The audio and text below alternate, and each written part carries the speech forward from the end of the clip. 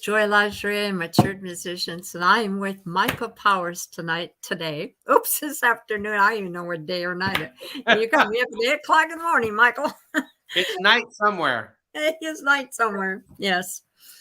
So I usually give a little commercial here. I want to turn my banner on. Up in the upper right-hand corner, we'll try to answer. All your questions. Sometimes we don't get to it, but afterwards we will try to answer you. With that being said, if you're going to make any comments with Michael here today, please do it with your name. We can't see who you are, so please put your name in there and make your comment. Thank you. So, Michael, Hey. how did you begin your career? Oh, well, it's a strange beginning. I was really somewhat prodigious. I graduated from high school when I was 15. Wow. And I thought I was really smart, but I wasn't smart enough to know I couldn't actually get a job. Oh. So I became sort of a skateboard bum. And I was really good at doing skateboard and motocross and BMX and all those kind of things. And I was living in Berkeley, California, graduated from Berkeley High. And I had a regular route. I would take my skateboard and go up to the top of the hills in Berkeley, which is just a beautiful area up there. And I had a route that I could take my skateboard and just go all the way down and make it all the way back down to the flatlands. And I did it regularly. And this day, they had construction that I didn't know about. And they had put down gravel. And when a skateboard hits gravel, it stops, but you keep going. No. So I was kind of flying like Superman for a minute until I got to the ground, and then my hand hit the ground and I broke my wrist. And it was a very bad break. And because of that, it had to stay in a cast for extra long amount of time. And because of that, while I was in the cast, I saw a movie of Jimi Hendrix's life. It was a biography film called A Film About Jimi Hendrix. It's the one where they have him jamming on an acoustic guitar. It's like the only known footage in the universe of Jimi Hendrix playing an acoustic guitar. Anyway, so I saw that and I said, wow, that would be cool. I'd like to do that. Because I already had the afro that was out to here. And I already had like the big platform shoes and bell-bottom pants. And I said, we could do that. And I talked to the doctor, and the doctor said, yeah, that would be the best thing you could do, because it was in the cast so long, the whole arm had kind of atrophied, the forearm muscle. And so that was like a really good thing for me to do. So it became kind of it just started as therapy and after an accident. So that's how I started doing music. Yes. So how can I give it some idea how old you were when that happened? I was 15. That was right when I graduated from high school. 15. Hello. Yeah. I had an interview before. My brain is smoked up. That's okay. I thank you so much for doing 2 in a row. It squeezed me in. I appreciate it. I got some of that, and I heard them play that chord that you like so much, so I decided I'd pull this off, and I could play that chord too. But you guys can't. You've got to tell me what that chord was. Oh, that's just a major chord, a D major in this case. When he put I heard it and I said, "Oh, let me figure out what key they're in." He played it more like all shimmery like that. Oh God! Those guys are great musicians. I enjoyed hearing some of their stuff. Yeah. So you were 15. Okay, where'd you go from there in your career? I mean, obviously, you must have done a lot of practicing. Yeah. So, well, by 10 years later, I ended up becoming a full-time musician. So from first picking it up to 10 years later, in 2 years later, we moved to Seattle area. Oh, okay. You were in California before? Yeah, I was in Berkeley. Yeah. I graduated from Berkeley High School. Yeah, all right. And that accident happened in Berkeley. And we came up here, and the first place we lived at was Federal Way. Yeah. And in Federal Way, I got a job. It was this thing called the CETA project, CETA, which meant Comprehensive Employment Training Act. Yeah. And it was kind of like the WPA program that Jimmy Carter did. like to get Yes. people in the community to work. Right. I got this job at a senior center down there in Federal Way, and I thought, oh, that's great because two things happened. They had like lunches and little events, and I said, oh, I'll bring my guitar and I'll play, and they're like, yeah, whatever, okay. Oh, no. I would just go and play. You still got me? Uh-huh. Okay. For a second, it looked like you froze, so I was meant to No, make sure. I shifted because I've been sitting for an hour. Oh, okay, yeah, yeah. So that gave me a little outlet, a place I could go play at the lunches, and I love being around seniors and learning about their history and their stories and all that. Right. And um, the two things happened. That they gave me a job that I helped senior citizens stay in their homes as long as possible. Oh, So I yes. helped get them Meals on Wheels, food stamps, all kinds of help. We'd actually go and help them around their house with stuff. Yeah. And I was perfectly trained to do an amazing job that no longer existed as soon as the program ran out. Oh, no. That was the great news, though, because the great news was that I was able to get on unemployment, and they sent me to this workshop, and they made me learn from this program, this book called "What Color Is Your Parachute?" And I it's for have heard people that, that. it's a famous book for people that are shifting careers. Yes. And I did all the testing, and the testing basically said, "Yep, you need to be an artist. You need to be, an artistic environment." And so that was encouraging. And because I was trained to do something that no longer existed, every time I went on an interview, I had no skills for those. So I got to stay on unemployment for an extra long period of time. And I said, "This is my chance. I'm going to practice guitar like a demon all day long, 10, 12 hours a day while I'm on unemployment."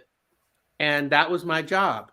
And by the time I got off unemployment, I was starting to play like in the Black Angus circuit and stuff like that. I was still too young. I was like 17.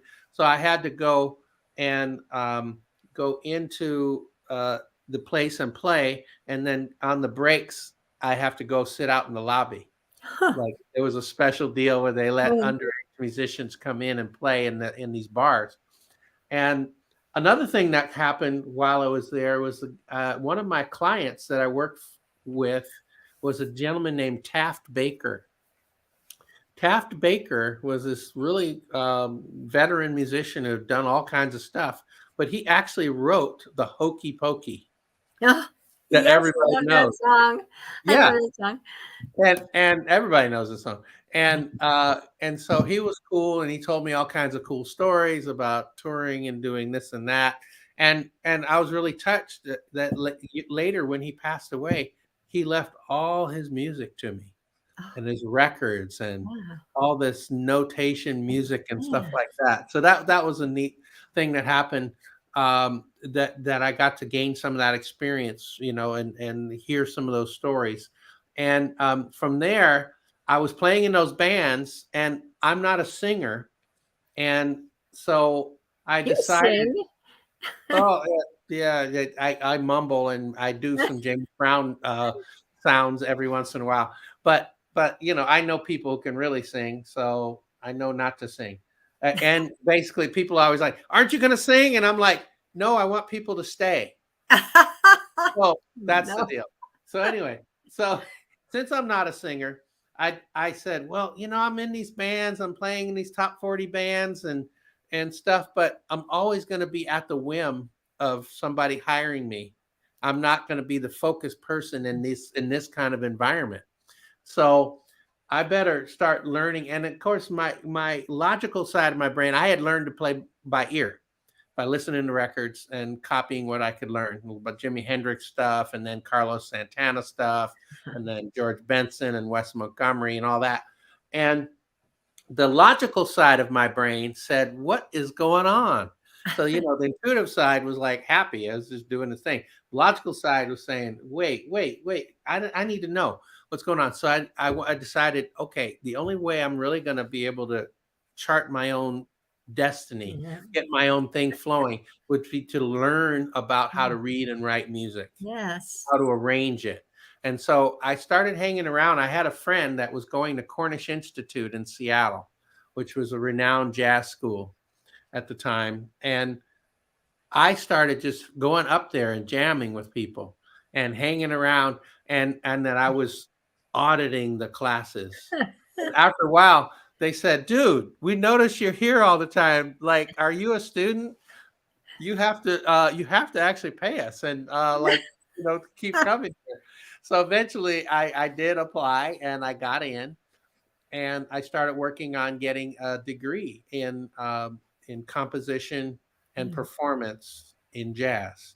Speaking of jazz, I got Miles Davis Yeah, I see that up there. looking over us back here at my. I'm at my place in West Seattle. Ah.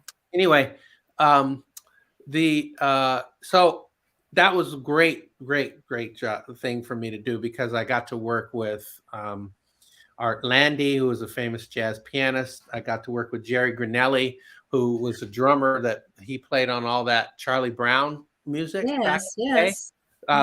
He played with a lot of really great people.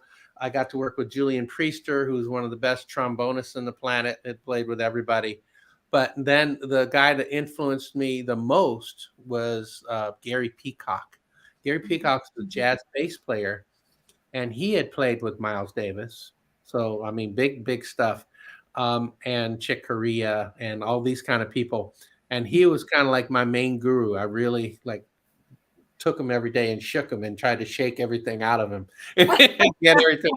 And that was a really great experience. And then soon after that, he stopped teaching full time. So I was really lucky to be there at that time. Was it because of you shaking him Yeah, so? he said, "Enough of this. This guy's driving me crazy." Anyway, so I ended up. He ended up going on to play with Keith Jarrett and the Keith Jarrett Trio, and for 25, 30 years, they were the top jazz piano trio on the planet. Keith Jarrett, Jack DeJohnette, and Gary Peacock. And so people that don't know about that music, check it out. It's some of the best jazz piano trio music probably ever. I don't know anything about jazz. That's okay. That's okay. I don't. And, I've heard it, and I tried to play some of it. I had a lead who was telling me what modes that you play it with jazz, and it was very different. And I'm like, no. It has to get on you. But for me, being an instrumentalist, it was a logical progression going from Jimi Hendrix to Carlos Santana. Then I started studying all the what I call the LA studio guys, yes, like Lee Ritenour, Larry Carlton, and Tommy Tedesco, who played guitar in the Wrecking Crew, and they backed up all those pop bands in the '60s, and Glenn Campbell for a while was in the Wrecking Crew. Great musician, and so I started emulating those guys. And then I found out that all of them were really good jazz players. Oh. And that it really it brought something to their pop and rock playing that I really liked. And so that's why I started gravitating in that direction. So what would you say? I mean, I don't really, I see you at jams. So I don't see you doing a show. I mean, I'd love to, but I always seem to be somewhere else. Yeah. But what would you call your music that you do now? Would you consider that to be pop or rock or what genre? I just say that I'm a guitarist, and I think I really am interested in jazz, blues, pop, Latin, rock, and even some classical. That when I was going to school, I learned some of that as well, and also play a little bit of ukulele.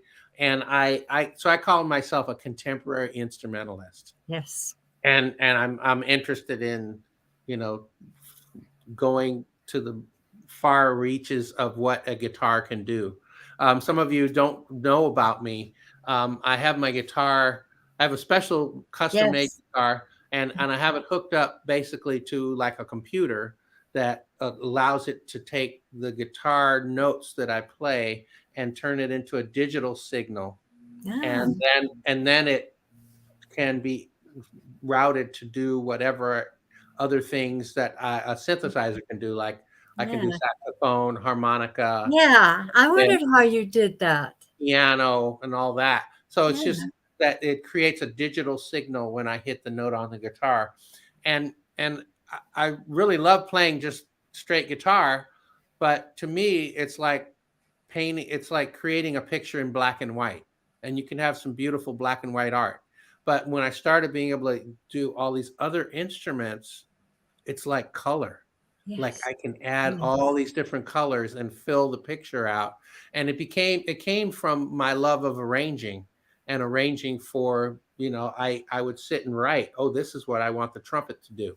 Yeah. This is what I want the Yeah. piano to do. This Yeah. is what I want the sax to do. And I've learned to kind of think about what their capabilities are, the type of phrasing that they employ, and that in the end, um, it became just a quicker process of, okay, this is what I want the sax player to do, and I would just play it because I was able to get to those sounds. So Right. it started from writing for those instruments, and then just sort of spontaneously creating and writing for those instruments. Was that before or after you went to college?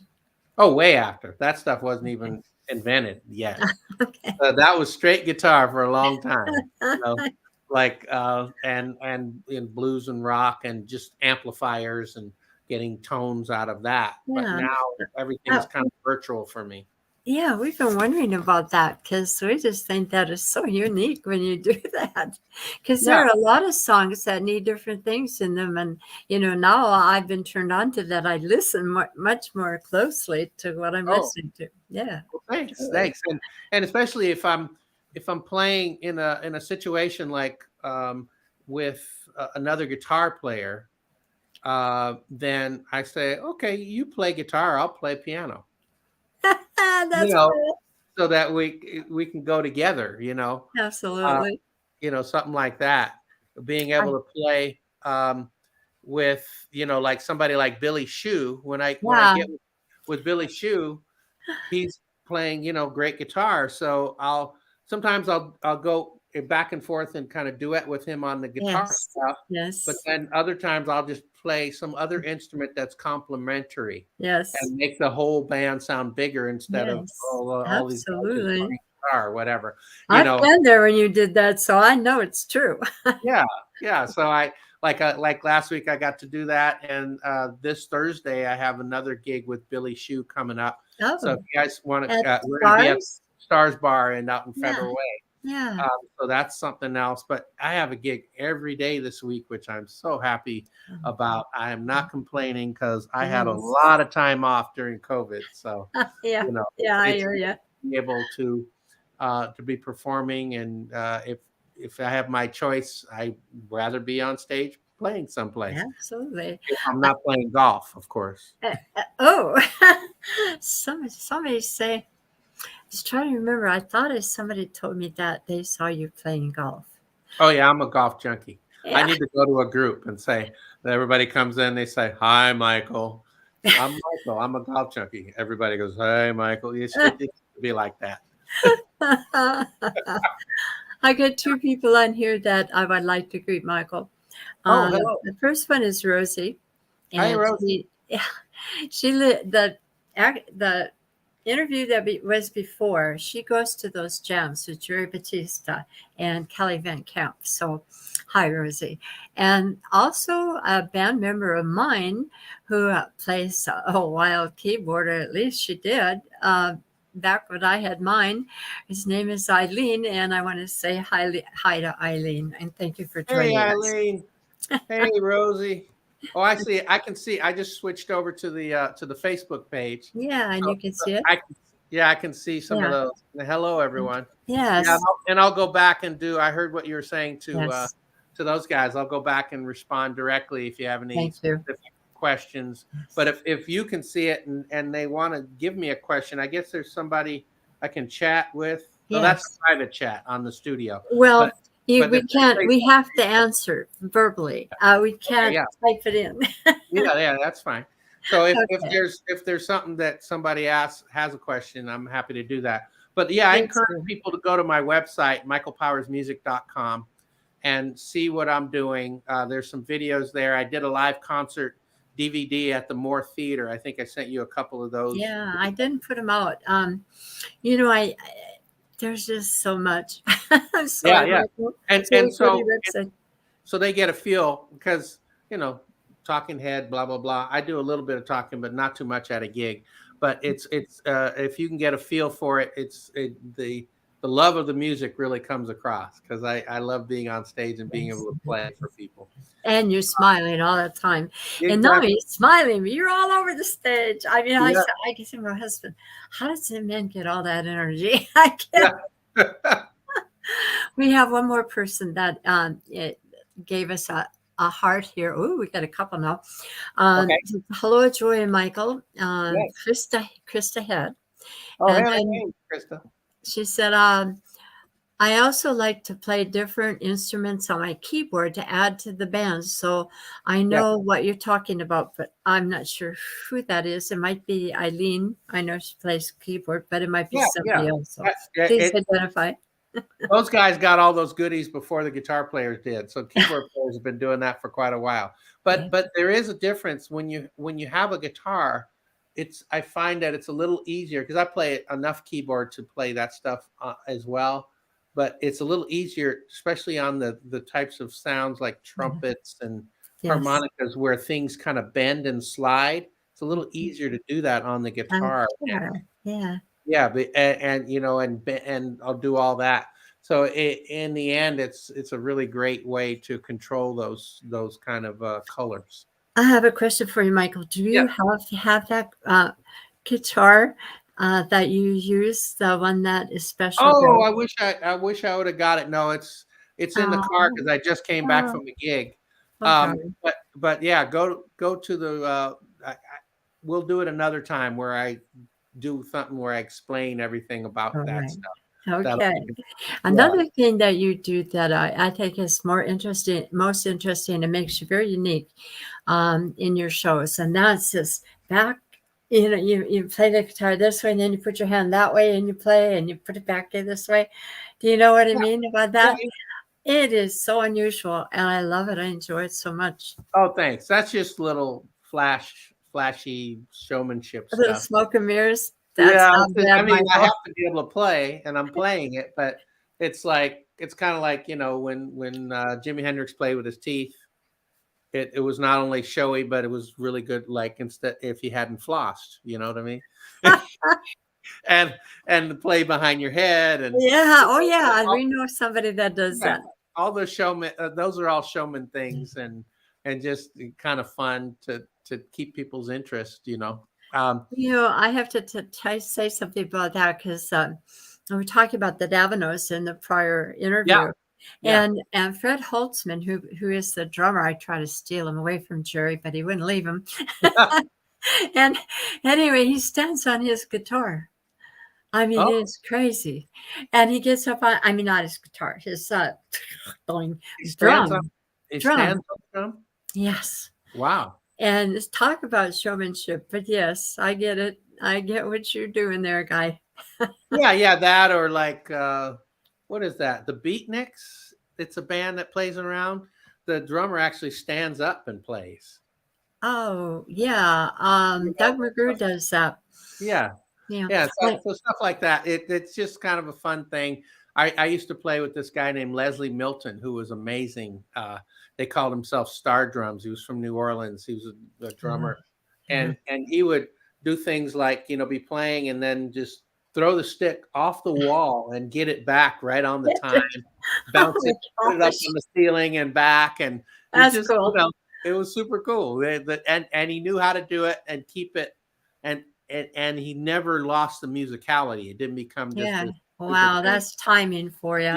Yeah, great timing. Yeah. So I have somebody who says, I would like to hear you play. And I know this is usually brought up later on, but because it's here, um, there's two questions. One Okay. is I know that you have a gig coming up Thursday at the Stars in Federal Way. That is an open jam, but That's you right. could also you could just go there to listen.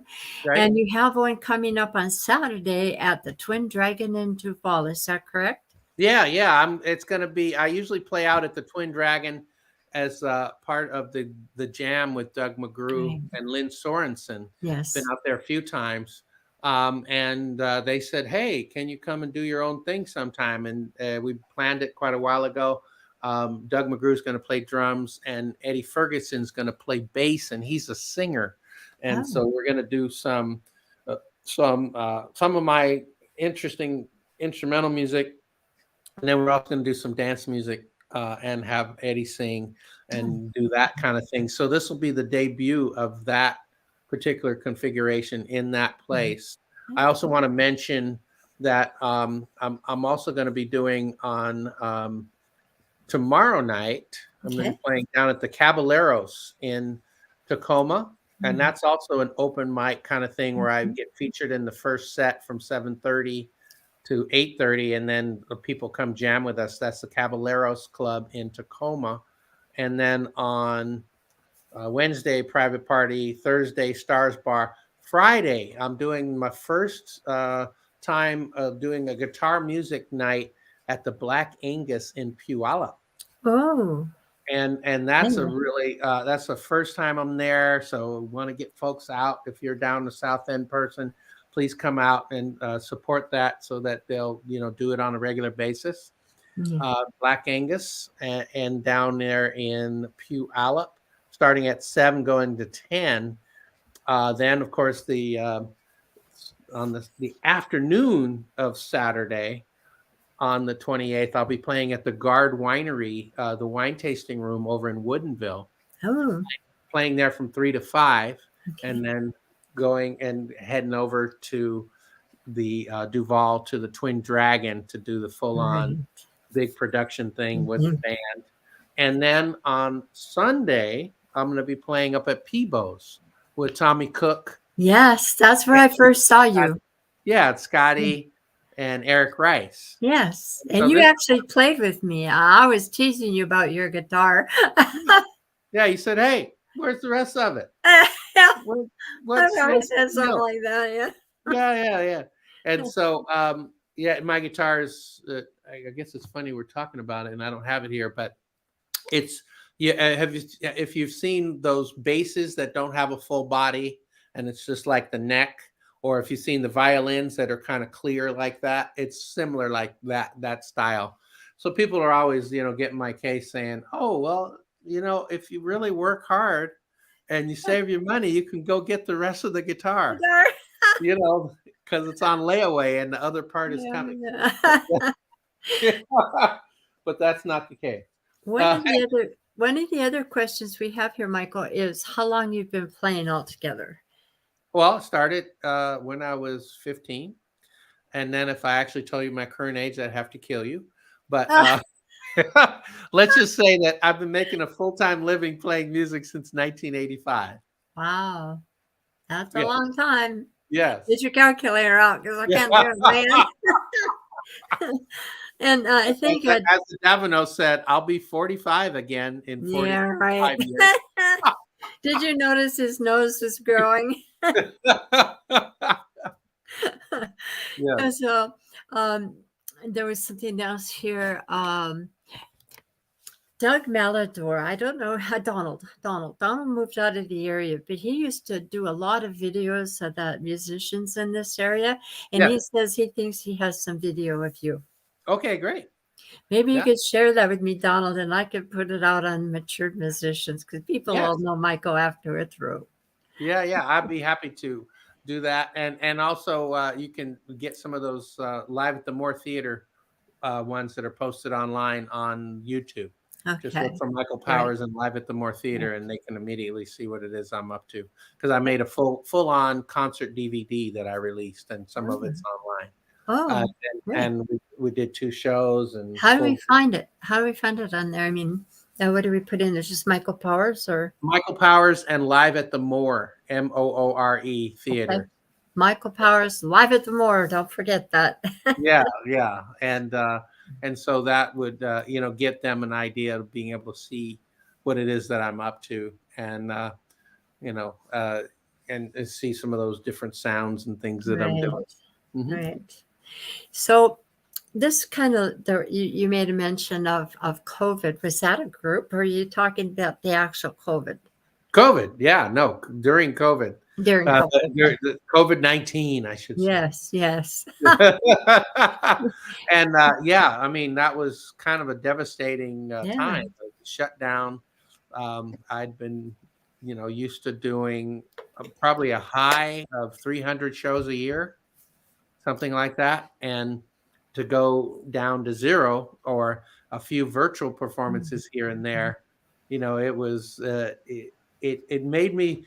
I jokingly say, but there's all good humor has some root in True, in truth. truth, Yeah, yes. I jokingly say that I found out that I was a non-essential last responder. A non-essential last responder. Because every time there was something that was coming out, I was like, okay, they got the vaccine. I want it. Oh, no, you're not Yeah, yeah. essential. Oh, are you a first responder? No, I'm a last responder. So I had to try to get in and get whatever those things were that you could get, You know, it was crazy time. I mean, that's all I can say. It was just Yeah, crazy it time. was hard. It was So hard. how did you, since you make, people don't know, some people don't know you, Michael, and you actually live in two places, right? You have your Yeah, place here in yeah, Seattle, and he has a place in Arizona. I'm not right. sure what city. Yeah, I'm in the Phoenix area. Phoenix. That's a big city. A city called Chandler, which Okay. is a suburb. So All right. if you don't know that area, it's similar to the Seattle area. It's south and a little bit of east. So if it was Phoenix downtown to get to Chandler, it'd be like Seattle going to maybe Renton, a little bit Uh-huh. south, a little Okay. bit east. They, And I got a place there in 2010, and I started going down there about 10 days a month to enjoy and go golfing, and yes, because you're around. we started having these I got inspired when I don't know if you remember, they had this thing, they called it the Arctic Express, the Polar Express, and we had this bad snowstorm like in 1990 ish. And I remember because Steve Poole, who was the weatherman on Como, he was on vacation doing a national weather job at Good Morning America, and he was so mad because this crazy I, storm happened where he came from, and then he wasn't there, and he was talking about it.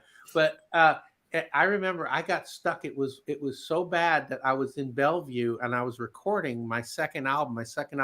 I've released 15 CDs altogether, and you can wow. hear them all online at my website, michaelpowersmusic.com. But I was working with Paul Spear, who's a wonderful engineer producer, at his studio over in Bellevue, and we were recording. And I remember that we said, "Oh, there's a little snow. We can see a little snow. We'll keep going." We just kept going, and then by the time I left, something that would have normally been 25 minutes, it took me 4.5 hours Oh, my to get Lord. from there to my place in West Seattle. And I'm in the Hilltop area, which is the top of the highest hill in all of Seattle. It's actually higher than the top of Queen Anne or Capitol Oh, Hill. gosh. And so it was crazy what I had to do to get through. Luckily, I had a Subaru and it was able to get through. But it was like people were just leaving their cars in the Yeah. middle, in the freeway, in the middle of the road. It looked like one of those Armageddon movies or something. And that's I when I said, vaguely remember that storm. I was here. I didn't early leave 90s. Yeah, the things just shut 95. down for a while. Yeah. And so I decided, maybe one day I don't want to be around this. Uh, and And then you went things to Arizona. and then things kind of got better. And then we had another bad storm in the late, 2007, 2006, 2007. And it was really bad. And the snow, got up to like, Yes. your belly button. And it never got warm enough for 30 days for it to melt. And that was when I said, well, what the hell? This is like being in Montana or something. This is not what I signed up for. I signed up for drizzle, 45 degrees, 40 degrees. I can do that, darker days. But this, I did not sign up for this. And right then, somebody hired me to play a gig in Phoenix. And I got off the plane and I went, oh, yeah. you don't have to deal with that stuff. Oh, my. And that was when I said, one day I'd like to get a place here. And then, of course, the 2008 crash happened.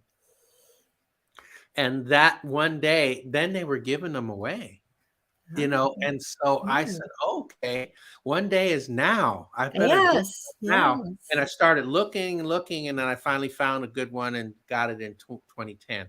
And so my plan originally was to go there and, like spend 3 or 5 months there and, and the rest of the year here.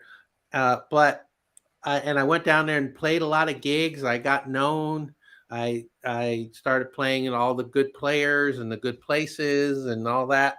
And one time I was there playing a gig. I had in the 10 days I was there, I had 7 gigs, which was like amazing for there.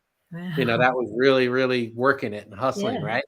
And so I said, yeah, this is great. And then I got on a plane and I came here and I played a Boeing corporate event for a plane delivery party.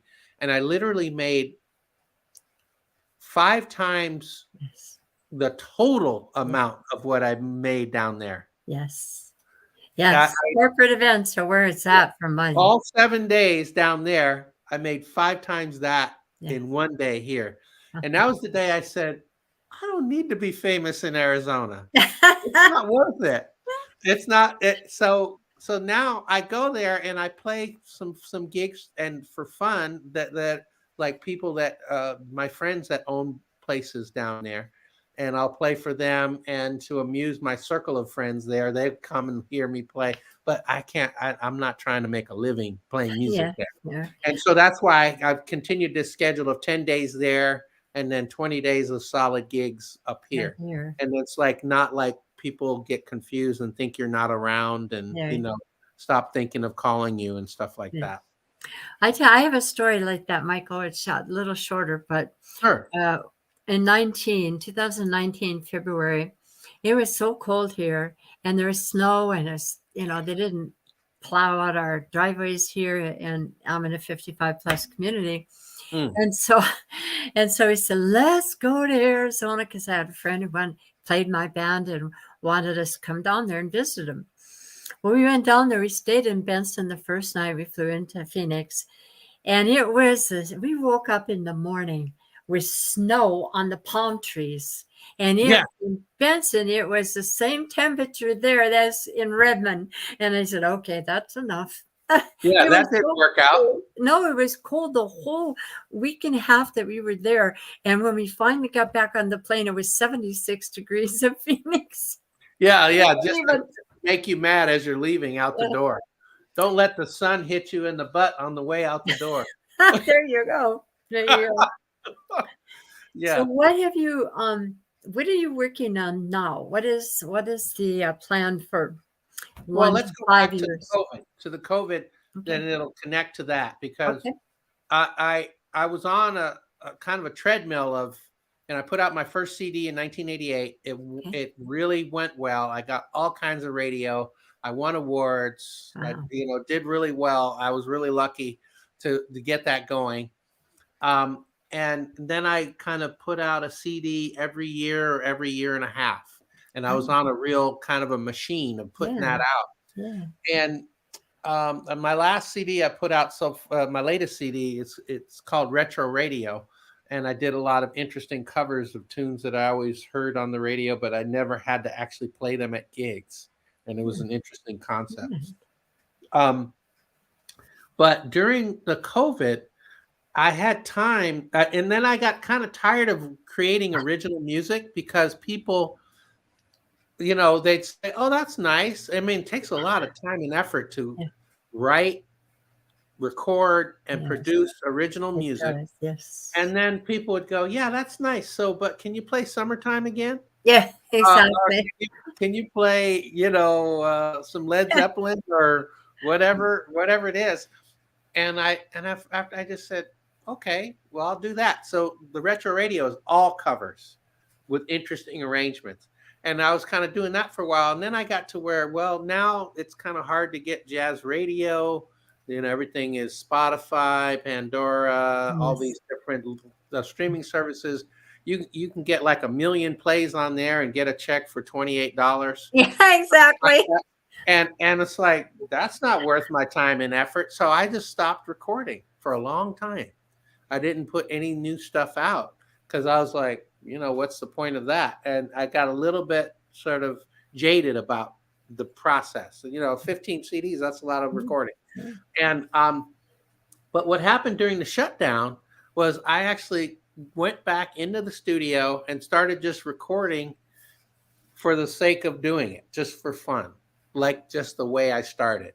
Yes. Like back to that original essence of it, and not worrying about where it was going. Right. Not saying, oh, this is targeted for this radio, this is targeted for this corporate, this is targeted for this film, or any of that. Just writing for the sake of writing. And I've really come up with a lot of cool stuff. Yeah. And so how I'm going to release it, maybe singles now. I'm Yeah. contemplating, one song at a time, and because people have kind of a single Yeah. mentality. That's what I do. I do one at a time. Yeah, Yeah, I do albums worth, but I do one at a time.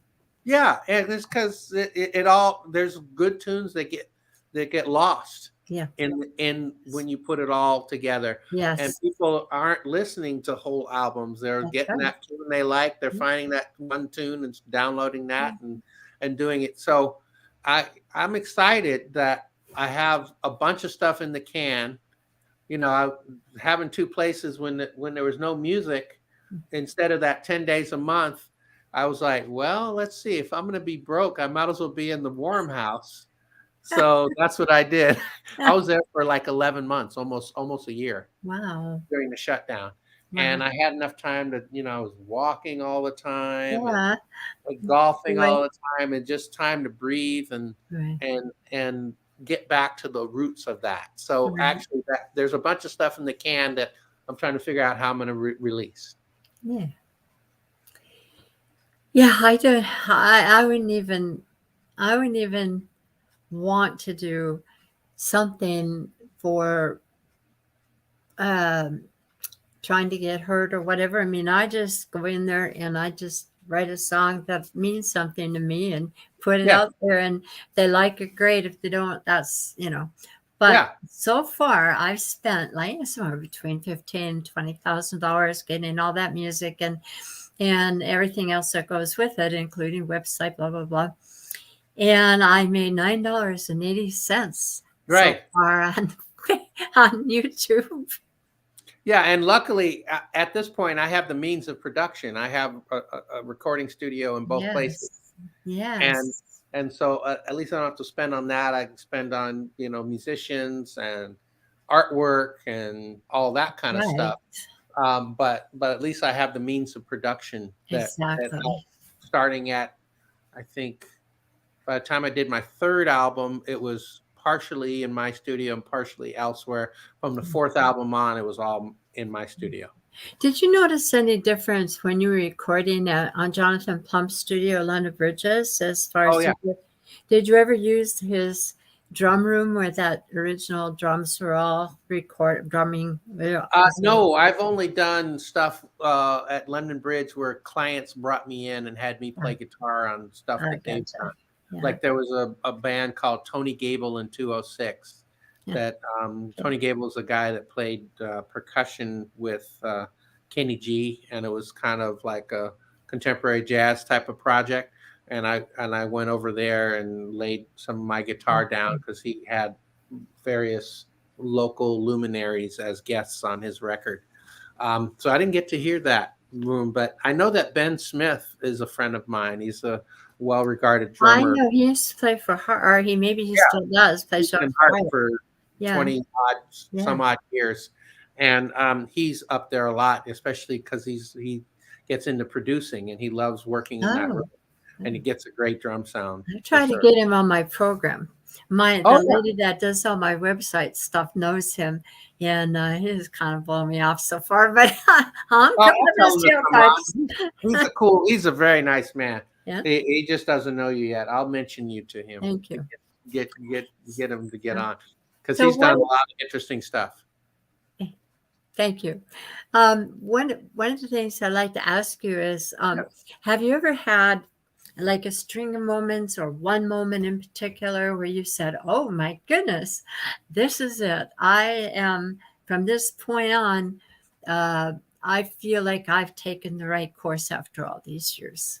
It'll be like in what is that song? Old Town Road. Can't nobody tell me nothing. You mean at that moment? Yes. No. Yeah, no. You're like, hey, I got it. I had to pinch myself when I got to tour with Dr. Lonnie Smith. Dr. Lonnie Smith was one of the best Hammond B3 jazz players on the planet. Classic. And he's notable because George Benson, when George Benson started getting famous, he played with a guy named Jack McDuff, who was a great jazz organist. Okay. And then they said, wow, who's that guy playing with Jack McDuff? And then he got his own record deal and he got his own band. And his guy that played in his band was Dr. Lonnie Smith. So, and then this other gentleman named Ronnie Cuber, who played the baritone sax, who played with everybody, Dr. John, played on the Billy Joel records, all those big productions in New York. He was the baritone sax guy. And both of them were in the band with George. And I met Dr. Lonnie when he was performing here. And they called me. They were doing a tour in Europe and playing all the big jazz festivals and jazz clubs. And they said, hey, we like what you're playing, how you're playing. Would you come play? And basically, I was sitting in that George Benson chair. We were playing those tunes that those guys played together. And I was like, wow, I'm sitting here playing this music and basically filling the chair of the great George Benson. And there was something, I've played with a lot of people. I got to play with Gladys Knight. I got to play with Herbie Hancock. I got to play with a lot of people. Even I got to play with Glenn Yarbrough, who's a folk singer that was in the Limelighters. And jazz musicians and even improvising rock musicians, they have something that you would call licks. Certain things. Yes, country too. Things that they always play. Yeah. And it was an amazing experience because Dr. Lonnie Smith, when you play with somebody for a while, you sort of know their licks. Yeah. So you kind of know, oh, they're going to go, they're going to play something like,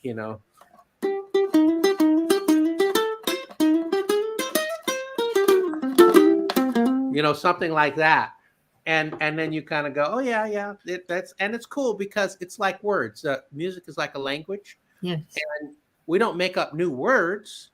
We just make up different ways of putting the words together to say what we want to say. Yes. And so the licks are like words, right? Yes. And you're saying something different with them every time you play, which is cool. But this guy, I toured with him for a month. He never, ever repeated anything. Yeah. He was really completely creating something new on the spot every moment of every night. And so here we are in Paris. We're playing at this big club there. And I'm playing it and the audience is loving it, but I'm looking at them like, no, you don't understand. He didn't play this yesterday in Switzerland. He played some completely other stuff. And then we went to London and we played at Ronnie Scott's. And we played, and he was playing something else. I mean, the same songs, but when it came for his improv, he truly, it was like coming straight out of God or something, like the Yeah.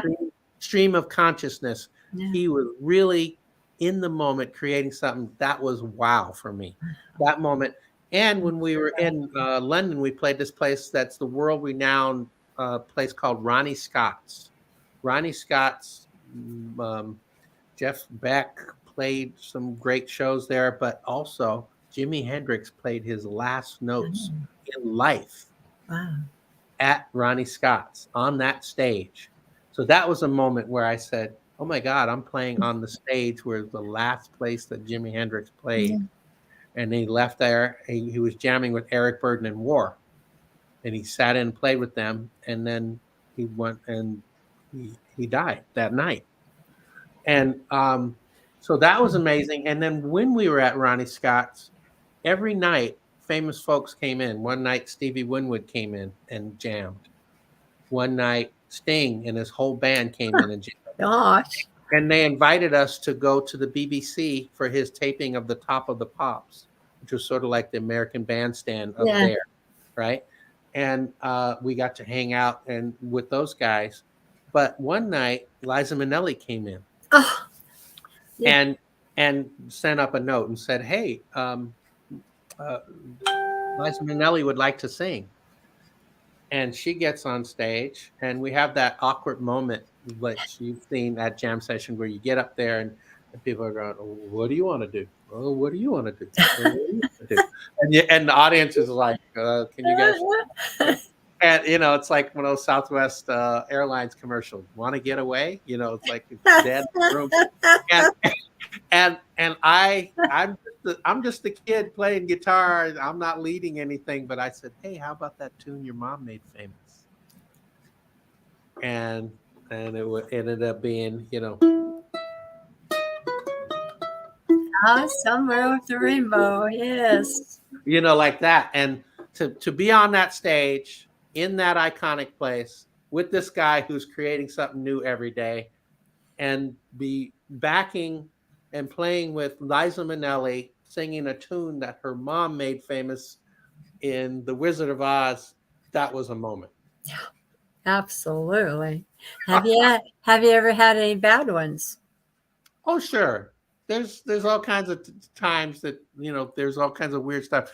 Like I played the anthem for all the big teams. I've played for the Seahawks and the Yeah. Supersonics and the Mariners and all that. But you go out there and you play and it's and then now you hear it da da da da da da. Whoa, because the echo is so Yeah. bad. It takes so long from when Yeah. you're playing to when it comes back. It's like, wow, that is really weird. And I'm always so nervous when I play something like that, like the anthem, because if you do it good, they'll go, "Hey, that guy was okay." And if you do it bad, it'll be like viral. It'll be Follow like you. when Roseanne screwed it up, Yeah. and it'll be like the worst thing ever.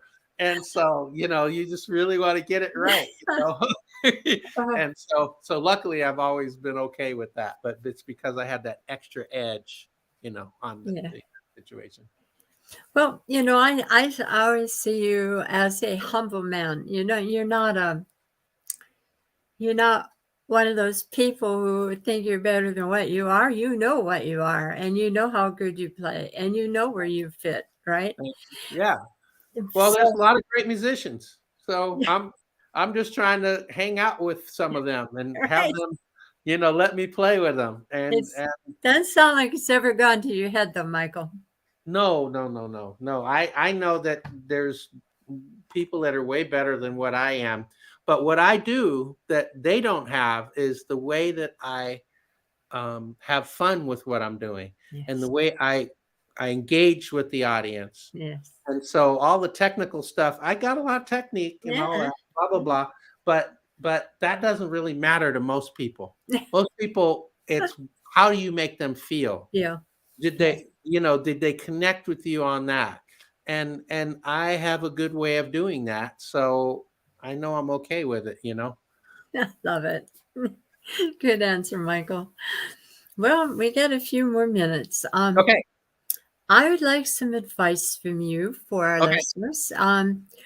What out of all this stuff you've done and been through and your learning and all the rest, with all that behind you, what advice would you like to give people who are coming back in maybe after years or maybe just starting out, or all these different levels of people in the music world? What kind of advice would you like to give them?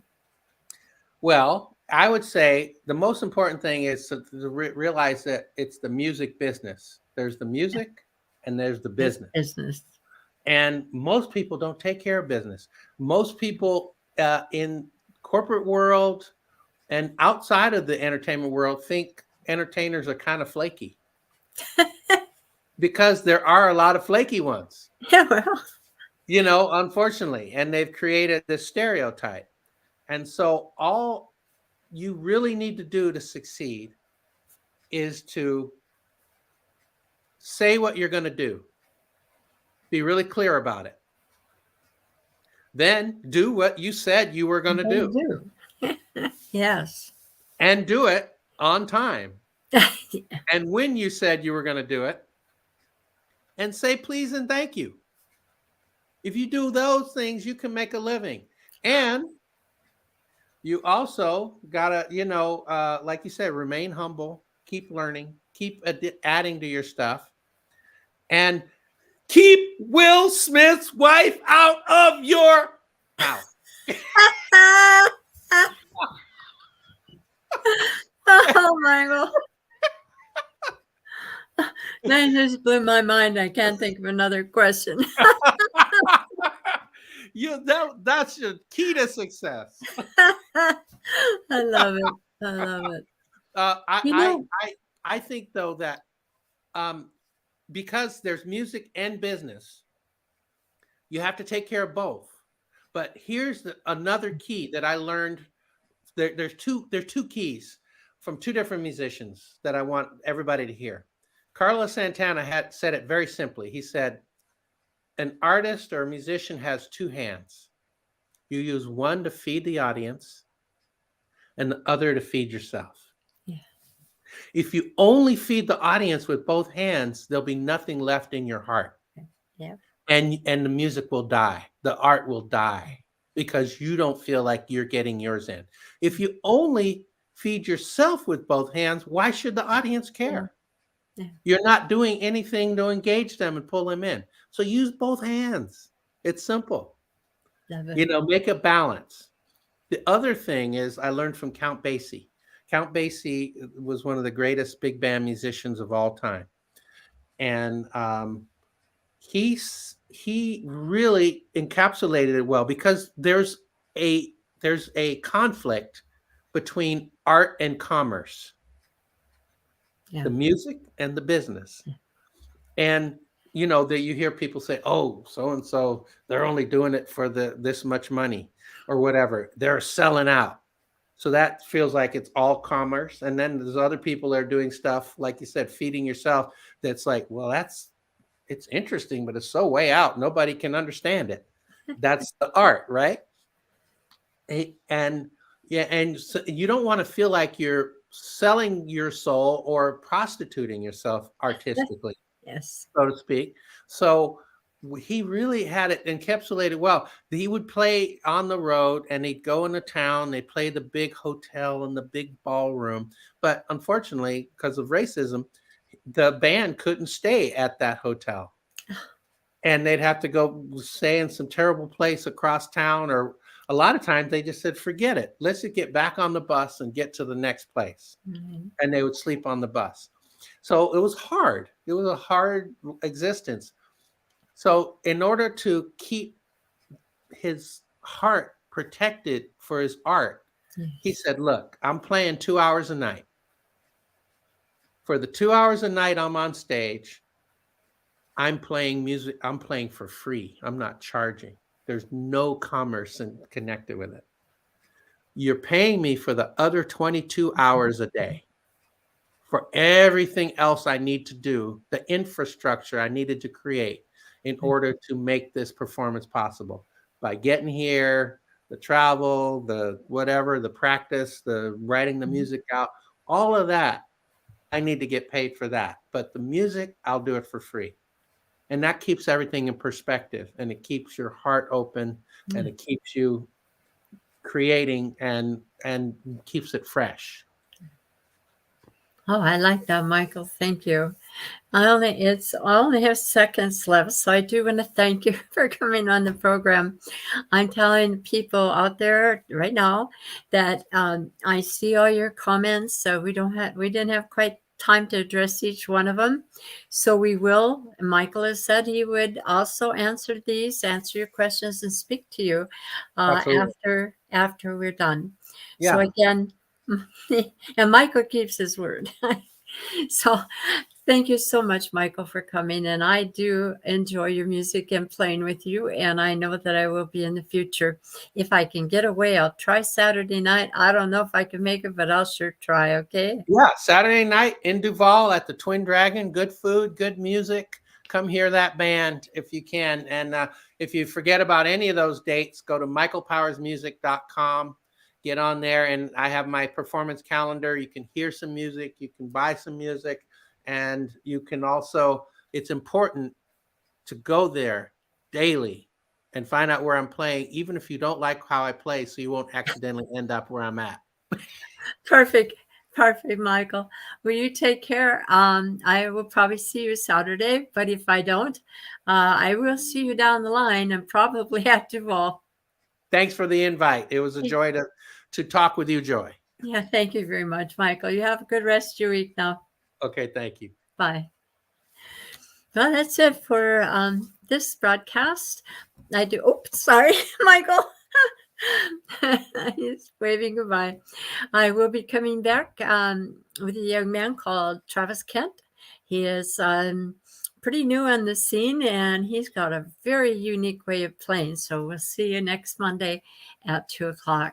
Goodbye, everybody. Signing off.